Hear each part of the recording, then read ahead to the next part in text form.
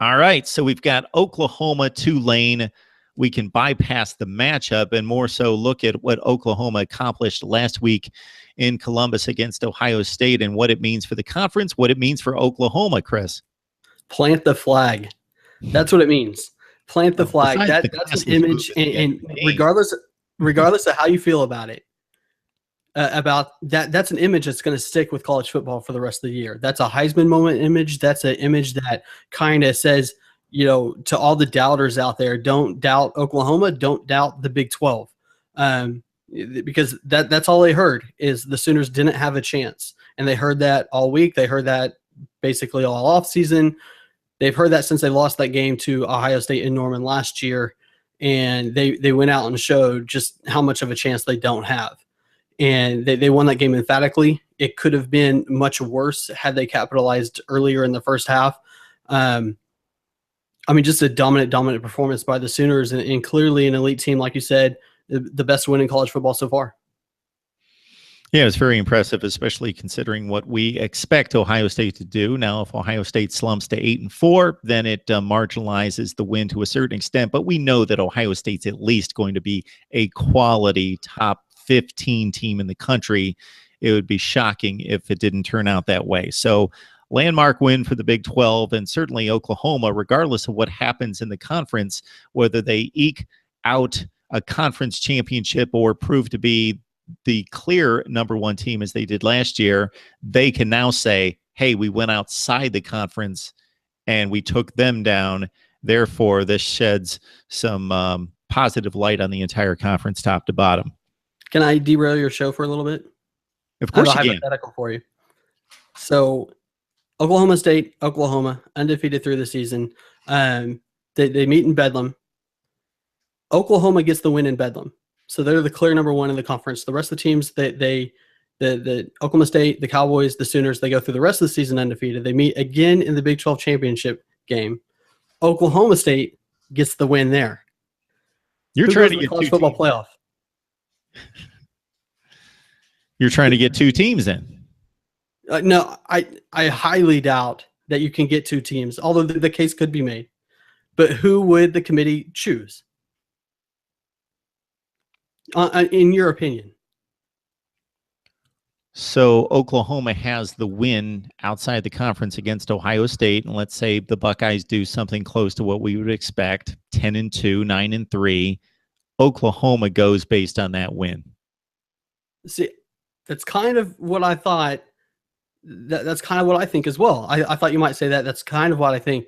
So the first 2 years of the college football playoff, the 13th data point meant everything. And then now we're thinking that in the last 2 years, the 13th data point doesn't mean anything at all. Yeah, it's a tough one to decide there. The conference champions should be playing in a playoff, but we only have 4 spots for 5 conferences, and that's the first fallacy in the whole deal. Yeah, but last year only 3 conference champions played in it. That's very true. I didn't make the decisions. No. I would have opted for Penn State as well. Yeah, I think it's an interesting, that might not happen. I mean, that's just a pure hypothetical, but I think that there's a chance this season to kind of show that college football might be broken in this 4-team playoff, because, I mean, Oklahoma State got the win over the Cowboys in the season in that hypothetical, and then you're saying that the Cowboys won the conference. They beat Oklahoma to win the conference. It would be a disaster, basically. How close are the games in these hypothetical situations? They're both tight. Yeah, that would be a tough one. And you kept it self-contained. So I get asked a lot of questions about what would happen if this happened or this team did this, and there's no other context around the nation. But in this case, there doesn't have to be, because you're comparing 2 teams within the same conference. That's a tough one, and would be for the committee. And unlike some other scenarios, even though we have yet to approach week 3 play, that is very conceivable. Yeah, I mean, with just I've been thinking about that a couple times this week, and at first I thought it was just kind of crazy, but the more I think about it, it's a real possibility. We don't know what'll happen, but it's a real possibility. And That would be a concern. I would be concerned if Oklahoma went in Oklahoma State's stead about where college football is at with the playoff. Because what you're saying, if that's true, just like it was true last year with Ohio State going over Penn State, is it's all subjective. It's all eyeball test. It's all, well, they got the win here, 13 weeks ago. That matters more when the schedules were made 5 years in advance. There's nothing that the Cowboys can do about their schedule. And I'm just saying the Cowboys in this hypothetical, just like there was nothing that Penn State could have done about their schedule last year in their non-conference. To me, it shows that there's an issue with college football. Well, the scheduling aside, I understand that it's tough on certain teams that think they're scheduling difficult, and then the program takes a slide that they're playing, and they can't foresee that. But regardless of when the game was scheduled, it is who it is, and they're playing who they're playing, and they're a certain quality. And so we can't blame the programs, but we have to hold them accountable and judge them on their performance and their resume. So let me ask you, if Ohio State ended up going to the college football playoff in that scenario, that would be a feather. I mean, that would all but put OU in. But does that mean Oklahoma State could not beat Ohio State? Are you talking about this year or last year? This year, in the hypothetical. So you're saying if Ohio State wins the Big Ten and goes to the college football playoff, in the same scenario you just plays out in the Big 12. No, I'm not going to make a judgment that hardly any team within the top 15 in the country can't beat another team.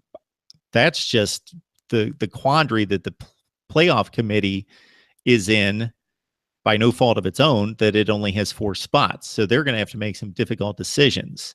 And their decisions have been relatively easy for the first 3 years.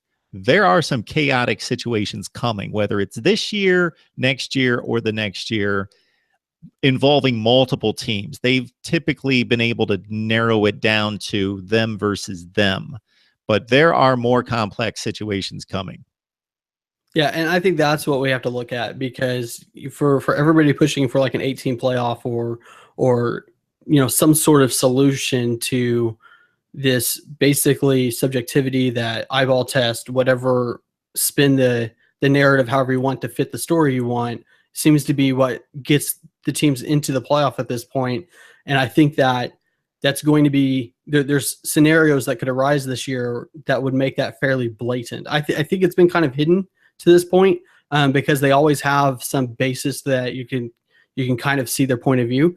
But if that happens again this year in just one of the scenarios, like the scenario I mentioned, then that's fairly blatant that there is no rhyme or reason to it. The one distinguishing quality to what happened Ohio State versus Penn State that makes it different from the situation that you just explained is that, well, they didn't play twice, but Penn State lost another game, so they had an additional loss. So that gave the Ohio State an never easy out. No, even within the 12-game season, Penn State lost 2 games. No, I understand that. One of them horribly. I understand that. Trounced. See, in my scenario, at least OU would have beaten Oklahoma State. Your decision's much more difficult, because they are going to have to make a decision whether beating one of the best teams in the country outside of your conference is more valuable than winning the conference championship. And even though winning the conference championship was a byproduct to 2 teams splitting, it's still, when the game mattered for a conference championship, one of those teams won it. And you're telling us from the inception of this formula that conference championships mean a lot. Yeah, and we talked about the rematch earlier, and we kind of saw that there's a really good chance in the rematch that the team that won game 1 does not win game 2. Yeah, we could talk forever and talk scenarios. What we'll talk right now is week 3.